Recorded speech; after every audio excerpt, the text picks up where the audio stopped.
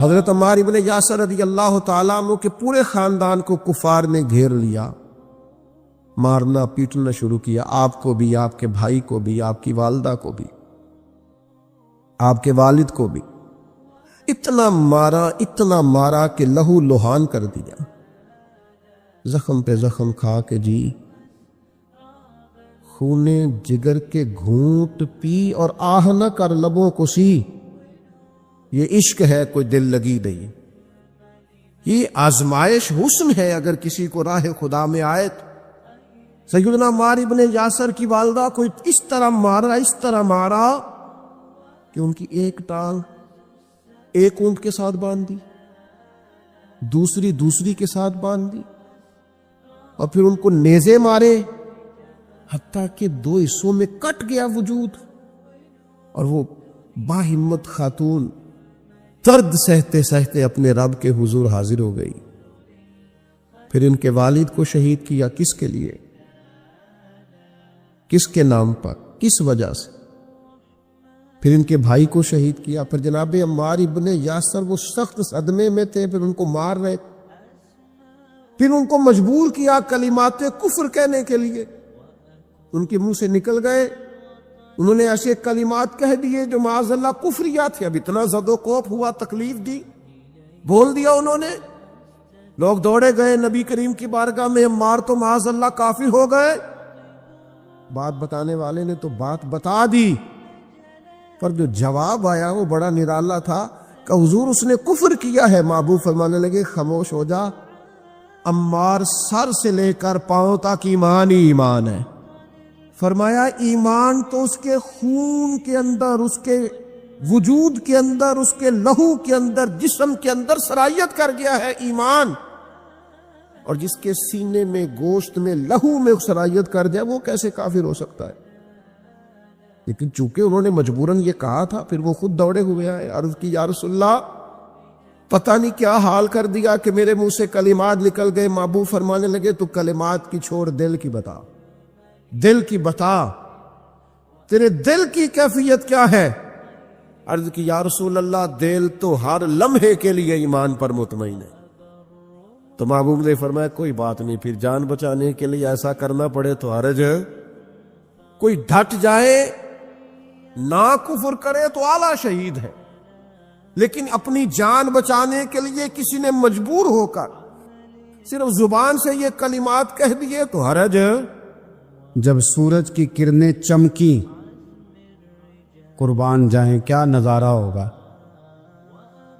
لبیک لبیک کی صدا آ رہی ہے، دیکھ کون رہے ہیں؟ مدینے والے محبوب صلی اللہ علیہ وسلم۔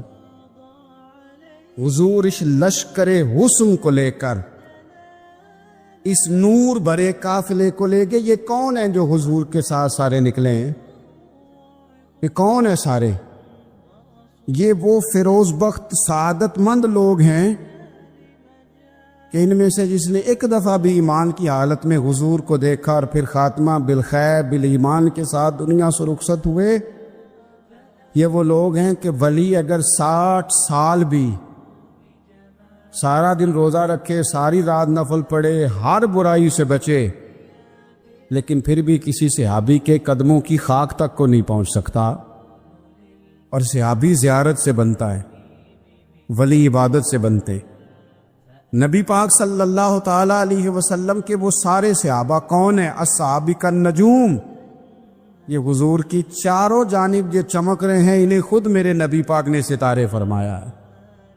ایک سمت علی، ایک سمت عمر، صدیق ادھر، عثمان ادھر، ان جگمگ جگمگ تاروں میں بھلا مہتاب کا عالم کیا ہوگا؟ اور ہر کوئی فدا ہے بن دیکھے تو پھر دیدار کا عالم کیا ہوگا؟ تو نبی پاک صلی اللہ علیہ وسلم نے یہ وہ موقع تھا، 9 ذی الحج، میدان عرفات، حضور صلی اللہ علیہ وسلم نے ظہر کی نماز ادا فرمائی، اور پھر کچھ توقف کے بعد حضور کے لیے اونٹنی پر کجاوا سجایا گیا۔ حضور اپنی کسوا نامی اونٹنی پر سوار ہوئے، میرے محبوب نے خطبہ دینے کا ارادہ فرمایا۔ رب کریم نے ارشاد فرمایا، الیوم اکملت لکم دینکم، آج میں نے تمہارے لیے تمہارا دین مکمل کر دیا ہے. مکمل ہو گیا دین، اس کے بعد کوئی اور دین نہیں آئے گا. اس آیت نے بتا دیا کہ حضور آخری نبی ہے، دین مکمل ہو گیا. اب کسی اور پیغمبر کی، رسول کی، دین کی، کتاب کی ضرورت باقی.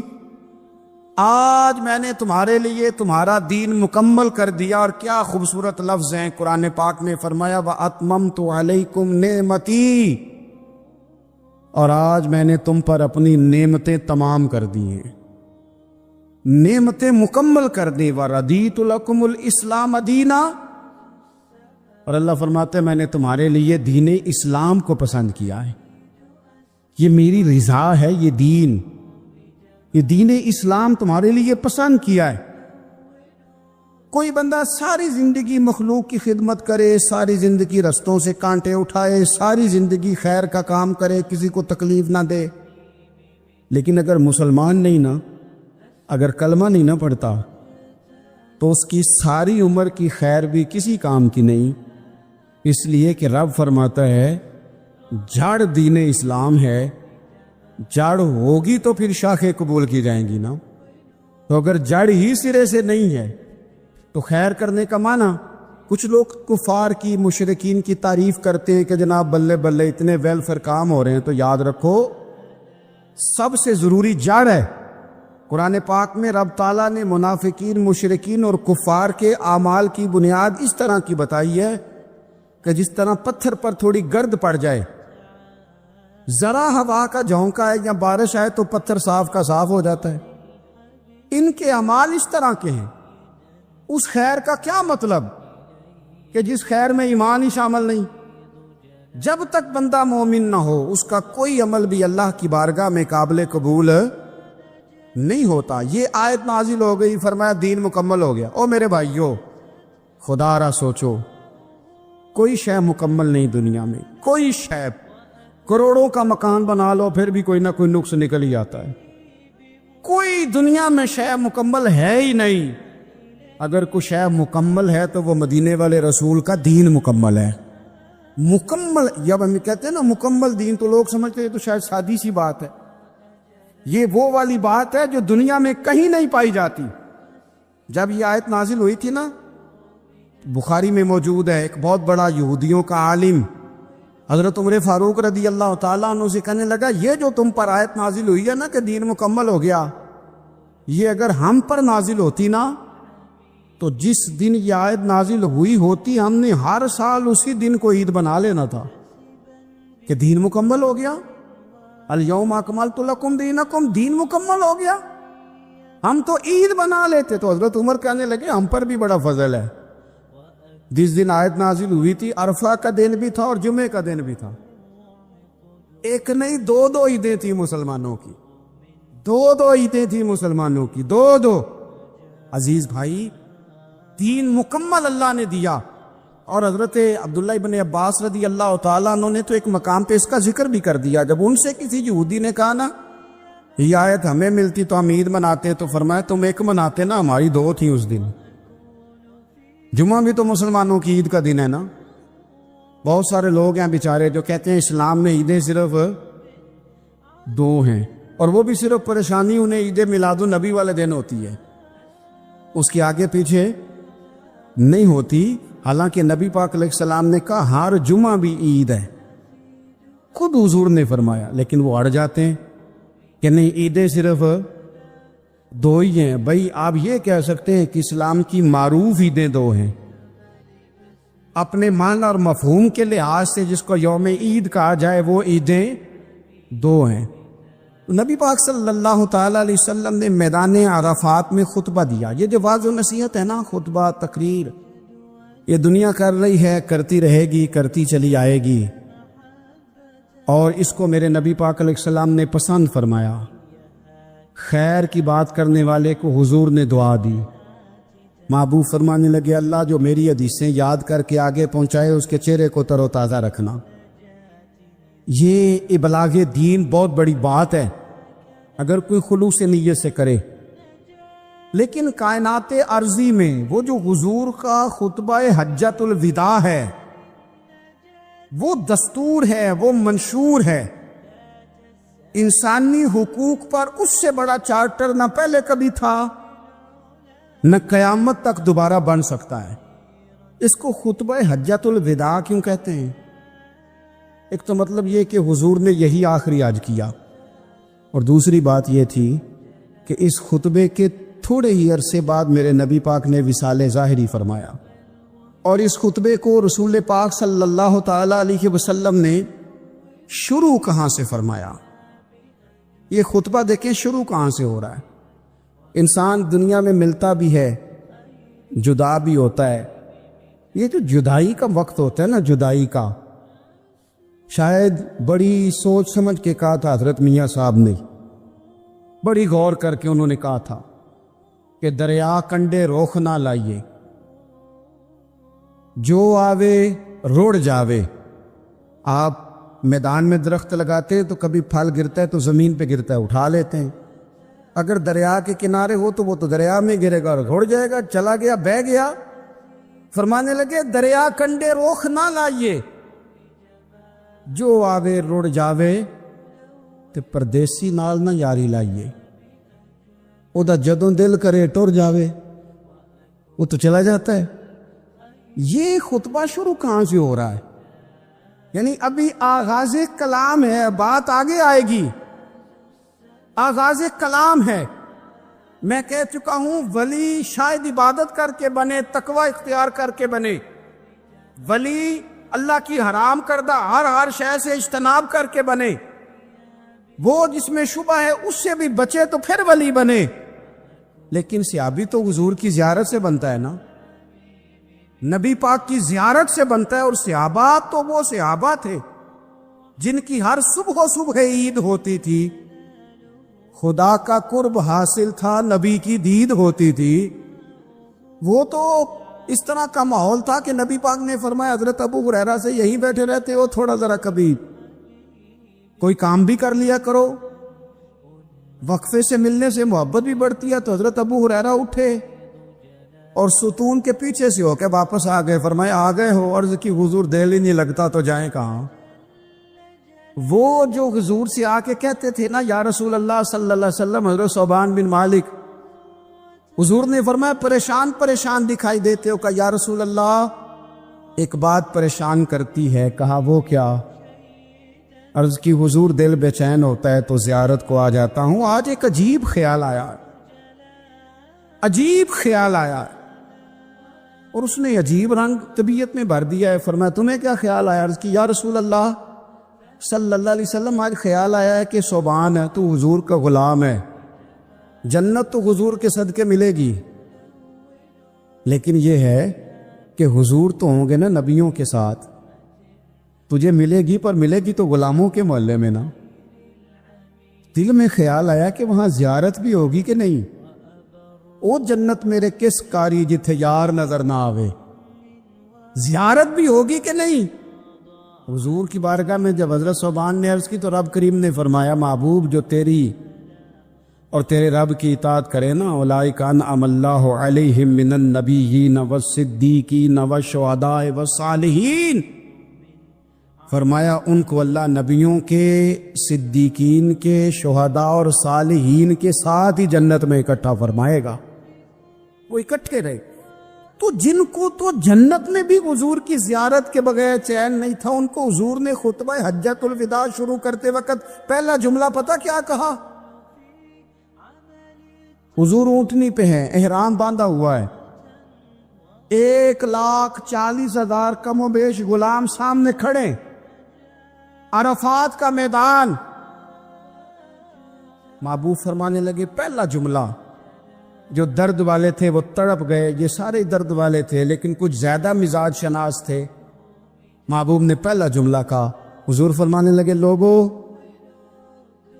جس طرح آج اکٹھے ہوئے ہیں شاید اس کے بعد دوبارہ ہم اکٹھے نہ ہوں۔ پہلا اعلان ہی کر دیا کہ یہ تمہارے ساتھ جو آج خطبہ ہے نا، اس میں اشارہ دے دیا کہ دوبارہ نہیں جمع ہوگے، اگلا حج نہیں کرنا، بس ختم ہوئی بات۔ یہ آخری پہلی بات ہی حضور نے یہ بیان۔ اب وہ اتنے دل نرم ہو گئے حضور کی بات سن کے، آنکھوں میں آنسو اس طرح آ گئے، طبیعت کا میلان اتنا بڑھ گیا کہ ہر ایک کا دل کشکول بن گیا، ہر طرف سے آہیں اور سسکیاں ہیں کہ حضور کے وہ جملے یوں صحابہ لے رہے تھے جب آپ سے کوئی کہہ دے کہ بھائی یہ وقت بس آخری ملاقات کا ہے، تو پھر انہوں نے وہ تو حضور کی ہر بات ہی توجہ سے سنتے تھے، پر یہاں جو انداز بن گیا وہ انوکھا بن گیا۔ فرمایا شاید دوبارہ ملاقات نہ ہو۔ پھر میرے کریم محبوب صلی اللہ تعالی علیہ وسلم نے فرمایا جس طرح تمہارے لیے یہ شہر حرمت والا ہے، مکہ حرمت والا ہے نا، ایک نیکی کرو تو مکے میں 1,00,000 کا ثواب، حرم مکہ میں ایک گناہ کرو تو وہ بھی 1,00,000 لکھا جاتا ہے، حرمت والا ہے، بڑی عزت والا ہے۔ فرمایا جس طرح یہ گھر عزت والا ہے کعبہ، جس طرح یہ شہر عزت والا ہے، فرمایا جس طرح آج کا دن حرمت والا ہے۔ مسلمانوں میں تمہیں بتا کے جا رہا ہوں، تمہیں سمجھا رہا ہوں، اسی طرح میں نے تم سب پر ایک دوسرے کے مال اور عزت کو حرمت والا کر دیا ہے۔ اور صحابہ کو نا حضور نے پہلے یہ سبق پورا، حضور نے پوچھا، یہ بھی ذرا کمال ہے، یہ بخاری مسلم کی حدیث ہے۔ حضور نے صحابہ سے پوچھا 9 ذی الحجہ ہے، جمعے کا دن ہے، ذی الحج کا مہینہ ہے، سب کو پتہ ہے، لیکن نا آپ جمعہ پڑھنے ہیں تو میں آپ سے کہوں کہ آج کون سا دن ہے، تو آپ کہیں گے جناب جمعہ ہے، عجیب آدمی ہے، جمعہ پڑھا رہے ہو۔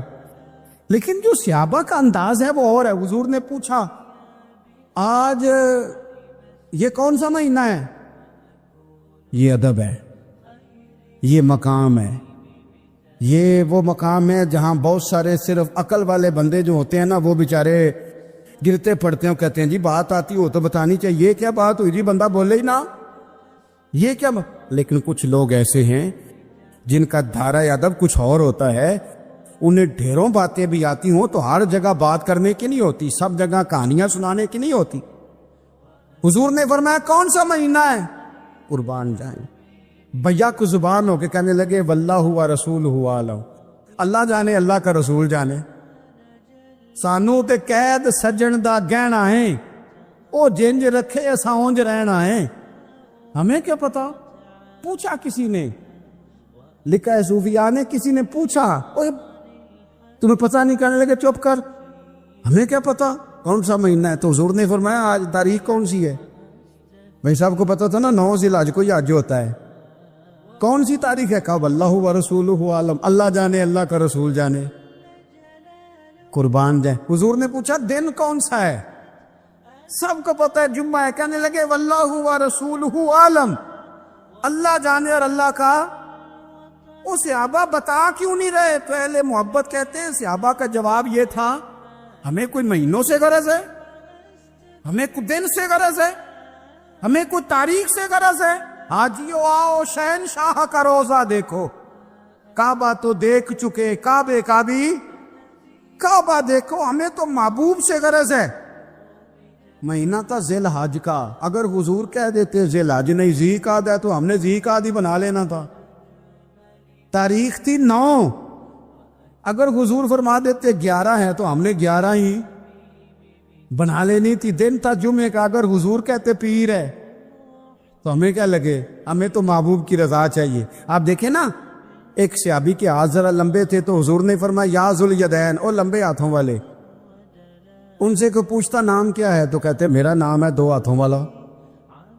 او بھائی میرے بھی 2 ہیں، تم کیوں 2 ہاتھوں والا؟ کہنے لگے یہ نہیں مجھے پتا، مجھے نبی پاک نے کہا 2 ہاتھوں والا۔ تو ٹھیک ہو گئی جو حضور نے نام رکھ دیا۔ تو حضور سید عالم نے پوچھا، پھر حضور نے حرمت یاد کرائی، فرمایا یاد رکھو یہ دن بھی بڑی عزت والا ہے، جمعے کا ہے، یہ مہینہ بھی بڑی حرمت والا ہے، ذی الحج کا ہے، یہ تاریخ بھی بڑی حرمت والی ہے۔ لیکن فرمایا جس طرح اس دن کی، اس شہر کی، اس مہینے کی تم نے عزت کرنی ہے، اسی طرح ایک دوسرے کے مال کا، ایک دوسرے کی عزت کا تم نے پاس کرنا۔ مسلمان بھائیوں، خدا را یہ حضور کہہ رہے ہیں یار، نبی پاک نے کعبہ کے سامنے کھڑے ہو کے فرمایا بیت اللہ تیری بڑی شان ہے، تیرا بڑا مرتبہ ہے، لیکن فرمایا میرے مومن کی عزت رب کی نظر میں کعبے سے بھی زیادہ ہے۔ اللہ تعالیٰ نے قرآن مجید میں فرمایا یا ایھا الذین آمنوا لا تبطلوا صدقاتکم بالمن والعزا، فرمایا اے ایمان والو، احسان جتلا کر اور ایذا دے کر اپنے صدقات کو کہیں باطل نہ کر لینا۔ اپنے صدقات باطل نہ کرو، احسان جتا کر، ایذا دے کر، تکلیف دے کر۔ لوگ جب کسی غریب آدمی کو کچھ دینے کے بعد احسان جتلا رہے ہوتے ہیں اور اس پر اپنی نیکیاں گنوا رہے ہوتے ہیں اور وہ بغیر کسی ٹھہراؤ کے بولتے چلے جاتے ہیں، تو آپ اندازہ کر سکتے ہیں کہ اس مجبور، تنگ دست اور غریب آدمی پر کیا گزرتی ہے، اس کا دل کن بے چینیوں، بے قراریوں اور پریشانیوں کا شکار ہوتا ہے۔ لیکن ہمارے ہاں تکلیف دینے والے ایک منٹ کا بھی وقفہ کرنے کو تیار نہیں ہوتے۔ اللہ کے پیارے رسول صلی اللہ تعالی علیہ وسلم نے 3 لوگوں کے بارے میں ارشاد فرمایا یہ جنت میں نہیں جائیں گے۔ نسائی شریف میں یہ حدیث موجود ہے۔ یا رسول اللہ صلی اللہ تعالی علیہ وسلم کون کون لوگ؟ ایک فرمایا جو شراب کا عادی ہو، دوسرا فرمایا جو والدین کا نافرمان ہو، اور تیسرا حضور فرماتے ہیں جو احسان جتلانے والا ہو، جنت میں نہیں جائیں گے۔ نیکی کی ہے اب تو بھول جا، اور نیکی کی ہے تو اسے محض اپنے رب کی رضا کے حصول کا ذریعہ سمجھ۔ تو احسان جتلا رہا ہے، یہاں تک کہ والدین کے ساتھ، بہن بھائیوں کے ساتھ، دوست احباب کے ساتھ، قریبیوں کے ساتھ نیکی کر کے بھی لوگ احسان جتلاتے ہیں، ضائع ہو جاتی ہیں نیکی۔ یعنی عجیب بات ہے نا، حضور فرماتے ہیں احسان جتلانے والا جنت میں نہیں جائے گا، یعنی نیکی کر کے دوزخ خرید لی، احسان کر کے، خرچ کر کے اپنے لیے جہنم کٹھی کر لی۔ کیوں؟ احسان جتلایا، اس نے بتلایا ہے۔ یوں تو ہر ایک کو شیطان سے ڈر لگتا ہے، اور مجھ کو اس دور کے انسان سے ڈر لگتا ہے، اور جس کی ہر بات میں پوشیدہ ہو نشتر کی چبھن۔ شاعر کا تخیل دیکھیے، نشتر کی چبھن، جس کی ہر بات میں پوشیدہ ہو نشتر کی چبھن، ایسے ہر صاحب احسان سے ڈر لگتا ہے۔ اس طرح کے احسان کرنے والوں سے خوف آتا ہے کہ اللہ بچا ان سے۔ کچھ لوگ اذیت دیتے ہیں، تکلیف دیتے ہیں، آزمائش میں ڈال دیتے ہیں۔ کسی کے گھر مہمان چلے گئے، آپ کو چند لمحوں کے لیے جانا ہے، تو آپ وہاں جا کر ایک بڑے زبردست قسم کے انجینئر کیوں بن گئے ہیں؟ یہ دیوار پہ کیا کام کرایا ہے، یہ کس سے کرایا ہے، یہ اگر آپ کو میں ایک بندہ بتاؤں، اگر فلاں سے آپ کام، بھئی آپ کو تو بطور مہمان بلایا گیا ہے، آپ کو کس نے کہا ہے کہ آپ کو انجینئر کے طور پہ دعوت دی ہے؟ آپ آئے ہیں، تشریف رکھیے، اور جتنی دیر آپ کو کہا جاتا ہے آپ بیٹھیے، اور پھر اس پر تبصرہ ہے، یہ فرنیچر کہاں سے لیا ہے، یہ قالین کہاں سے آیا ہے، اتنے سوال جواب۔ بعض دوست ایسے ہوتے ہیں جن سے کہنا پڑتا ہے کہ میرے بھائی آپ مہربانی کریں، ہم آپ کو نہ انجینئر سمجھتے ہیں، نہ اچھا ڈیزائنر سمجھتے ہیں، ہم نے تو آپ کو ملنے کے لیے بلایا تھا، آپ آئیے اور جائیے، اور اتنے زیادہ تو مطلب وقت ہی نہیں ہے انسان کے پاس کہ وہ جائے اور اتنے زیادہ تبصرے کرے اور جا کے کسی کو تکلیف دے۔ پھر تفتیش کرنا، پوچھنا، اعلیٰ حضرت بریلوی رحمۃ اللہ لکھا حرام ہے یہ تفتیش کرنا کہ کسی کی کمائی حلال ہے کہ حرام ہے۔ آپ کیوں تفتیش کرتے ہیں؟ کس نے اجازت دی آپ کو جاسوسی کریں؟ آپ تکلیف دے رہے ہیں سامنے والے کو۔ کیا کرتے ہیں، کیا کماتے ہیں، کہاں سے؟ میرا رب ہے جس نے سب کے پردے رکھے ہوئے ہیں۔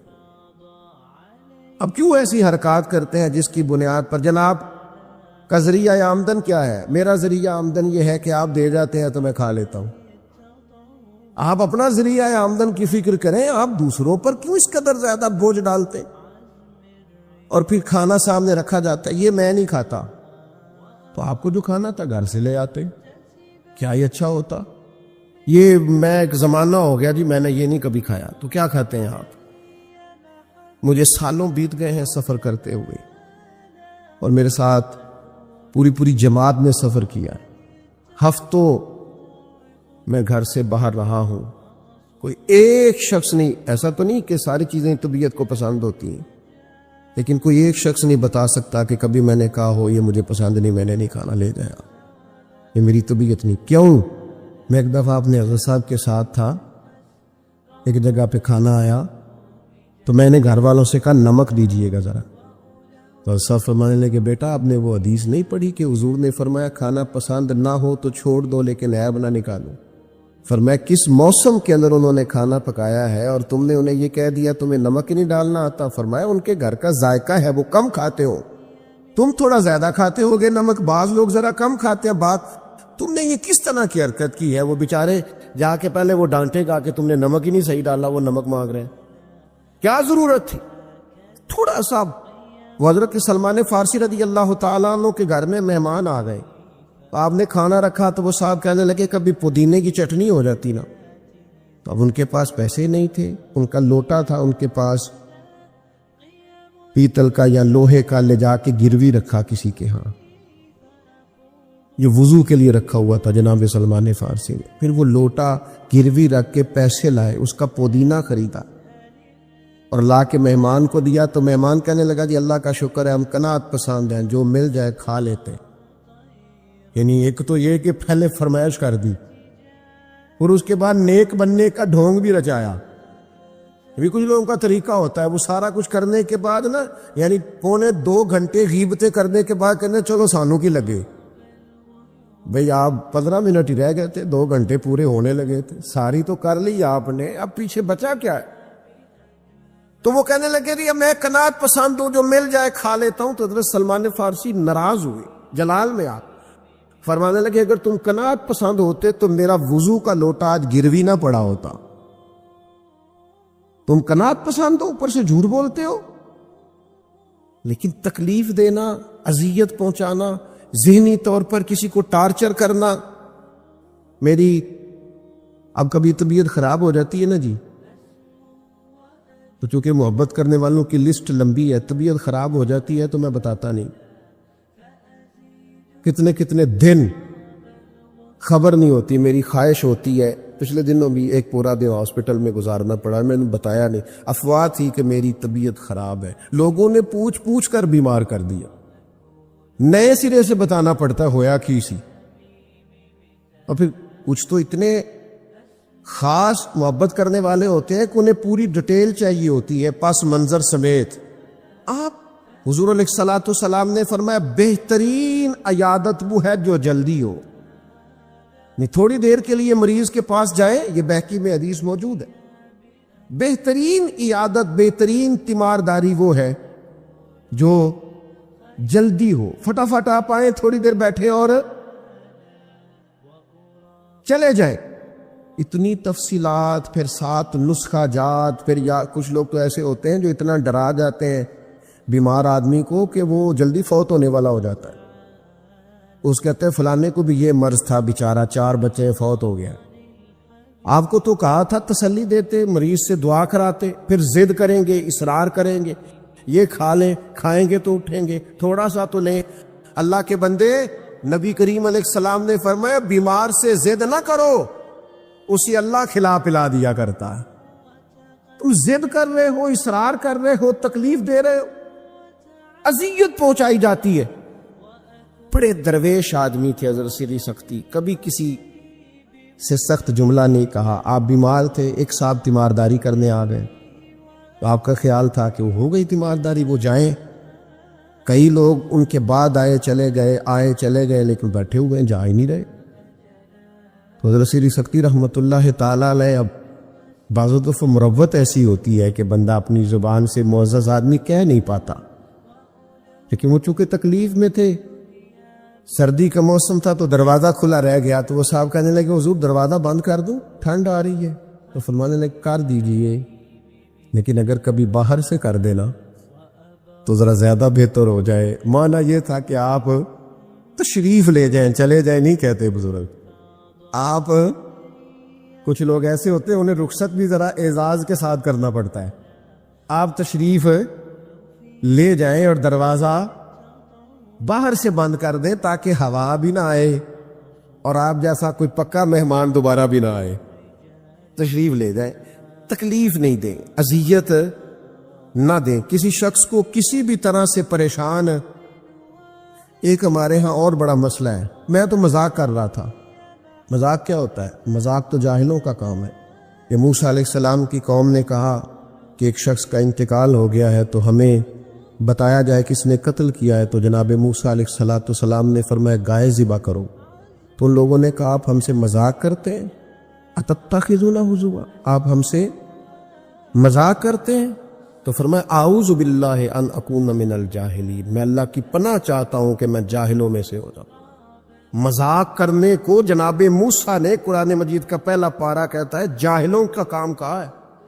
مذاق ٹھیک ہے، دل لگی ٹھیک ہے، یعنی آپ خوش طبی کریں۔ مذاق تو کسی کے عیب کا ہوتا ہے، تیری آنکھ کس طرح کی ہے، تیری ناک چپٹی ہے، یہ مذاق ہوتا ہے۔ کسی کے رنگ کو لے کر، کسی کے قد کو لے کر، کسی کی توتلی زبان کو لے کر، یہ جاہلوں کی علامت۔ آپ دل لگی کریں، حضور بھی دل لگی فرماتے، مسکراتے دل لگی کریں، اس میں کسی کو تکلیف نہیں ہوتی، کسی کا عیب نہیں اچھلتا، کوئی بات ایسی خوشی کی آپ اس پہ خوش ہو جائیں۔ لیکن آپ یہ جو رویے ہمارے ہاں پائے جاتے ہیں یہ مذاق ہے، اور مذاق شریعت میں جاہلوں کی علامت ہے۔ حضور فرماتے ہیں قیامت والے دن وہ لوگ جو لوگوں کا مذاق اڑاتے تھے، تکلیف دیتے تھے، قیامت والے دن ان کے ساتھ یہ معاملہ ہوگا کہ جنت کا دروازہ ان کے لیے کھولا جائے گا، پھر بند کر دیا جائے گا، پھر کھولا جائے گا، پھر بند کر دیا جائے گا، پھر کھولا جائے گا، اور پھر دوبارہ وہ کہیں گے یہ کیا ہو رہا ہے؟ تو انہیں کہا جائے گا تمہارے اس مذاق کی تمہیں سزا دی جا رہی ہے جو دنیا میں تم اللہ کے بندوں کے ساتھ کرتے تھے۔ تکلیف دیتے ہیں لوگ۔ یہ کچھ سال پہلے کی بات ہے، آپ کو پتہ ہے ہمارے ہاں اپریل فول بھی منایا جاتا ہے، جھوٹ بولنے کا دن۔ ایک صاحب تھے بیچارے ہارٹ پیشنٹ، یہ پنجاب کا ہی واقعہ ہے، تو ان کو فون کر دیا کہ تمہارا بھائی ایکسیڈنٹ میں فوت ہو گیا ہے، کسی نے مذاق کیا، تو بیچارے ہارٹ پیشنٹ تھے، خبر سن کے ان کو پھر ہارٹ اٹیک ہوا، اللہ کو پیارے ہو، اور بعد میں پتہ چلا کہ کسی نے مذاق کیا، بھائی تو بالکل ٹھیک ٹھاک، آپ کے ایک مذاق نے کسی کی جان لے لی، گھر اجڑ گیا، عورت بیوہ ہو گئی، بچے یتیم ہو گئے، اور آپ مذاق کر رہے تھے، تکلیف دے رہے تھے، آپ آزمائش میں مبتلا کر رہے تھے۔ میں نے ایسے طلباء کو دیکھا ہے کالج میں، مدرسے میں، یونیورسٹی میں، اسکول میں، جو بیچارے کسی وجہ سے کمزور تھے، کوئی ایسا معاملہ تھا ان کا اتنا مذاق اڑایا گیا کہ وہ بیچارے تعلیم چھوڑ کے چلے گئے، گزارا نہیں ہو سکتا یہاں، ہر آدمی مذاق اڑا رہا۔ اور بعض لوگوں کی غربت کا مذاق اڑایا جاتا ہے، ان کو کھاتا ہوا دیکھ کے مذاق کرنا، ان کا لباس دیکھ کے مذاق کرنا، ان کی سادہ پرانی اور دیسی گفتگو سن کے مذاق اڑانا۔